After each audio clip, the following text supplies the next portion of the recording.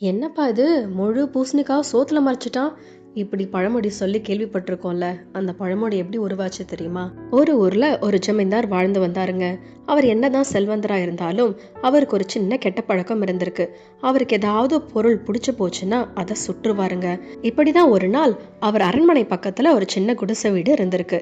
அந்த குடிசை வீடுக்கு முன்னாடி ஒரு பெரிய பூசணிக்காவும் விளைஞ்சிருக்கு. அதை எப்படியாவது எடுக்கணும்னு நினைச்சிருக்காரு.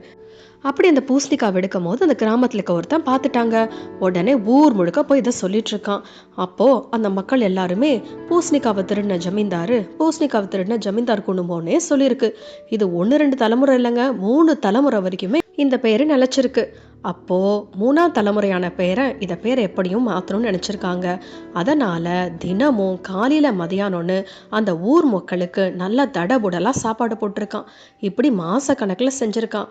அப்போ ஸ்லோவா பூசணிக்காய் திருடின ஜமீன்தாரோட வீடு ஜமீன்தாரோட குடும்பம்ன்றது மாறி, பா 2 வேளை சாப்பாடு போடுவாங்களே அந்த ஜமீன்தார் வீடுப்பா அப்படின்னு சொல்ல ஆரம்பிச்சிருக்காங்க. இதுதாங்க அந்த முழு பூசணிக்காவை சோத்துல மறைக்கிறது. நம்ம தவறுகள் செய்திருந்தாலும் நம்ம தொடர்ந்து செய்யும் நன்மைகள் மூலம் நம்மளோட பேரு மாறும் அப்படின்றது தாங்க இந்த பழமொழி சொல்ல வர சாராம்சம். இப்பயாவது முழு பூசணிக்காவை சோத்துல மறைக்கிறதுனா என்னன்னு தெரிஞ்சுதா?